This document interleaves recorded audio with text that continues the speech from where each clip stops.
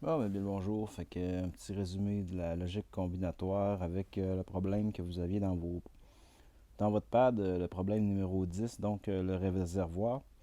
Fait qu'en gros, ce qu'il y a à comprendre de ce problème-là, une fois que quand vous le lisez, ben, c'est que finalement, c'est un réservoir. Puis pour qu'il se remplisse d'eau, ben, si le niveau d'eau est vraiment très bas, vous comprendrez que les trois interrupteurs vont être ouverts parce que c'est des interrupteurs à flotteurs.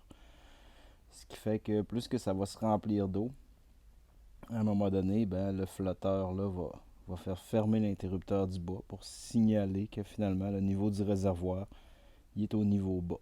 Plus que le niveau va monter, ben, vous comprendrez qu'à un moment donné, l'interrupteur du milieu aussi va fermer.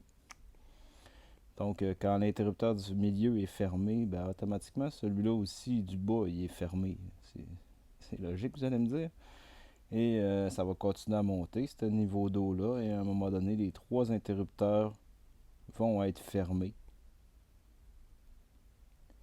Et bien là, on va parler des pompes maintenant. Donc, vous comprenez que les trois interrupteurs de niveau, bas, moyen, haut, vont nous informer finalement du niveau d'eau.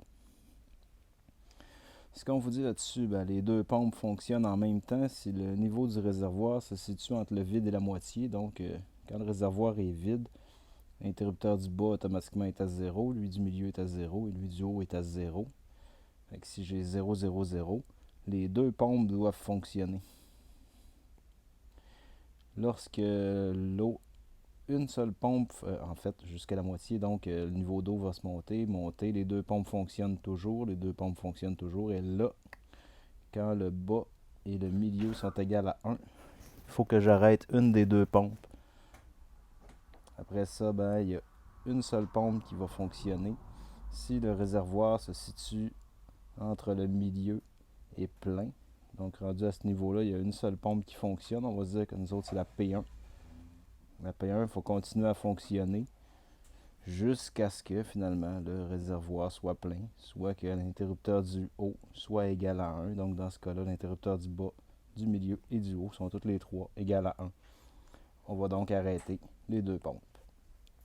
Vous comprendrez que dans ce problème-là, ben, si l'interrupteur du haut est fermé, mais que celui-là du milieu et du bas est ouvert, c'est comme une situation qui est impossible. C'est impossible que le niveau d'eau soit rendu en haut sans que les interrupteurs du milieu et du bas soient à 1. Donc, dans ce type de situation-là, on va faire intervenir notre lampe témoin pour nous indiquer qu'on a un problème sur les interrupteurs. Soit que c'est celui-là qui est resté collé normalement fermé, soit que c'est ceux-là qui sont restés collés normalement ouverts. Donc, on ne sait pas exactement le niveau d'eau est rendu où. Fait que dans ce cas-là, on fait allumer la lumière pour dire lampe témoin pour envoyer quelqu'un faire l'entretien parce que clairement, il y a quelque chose qui ne fonctionne pas au niveau des entrées.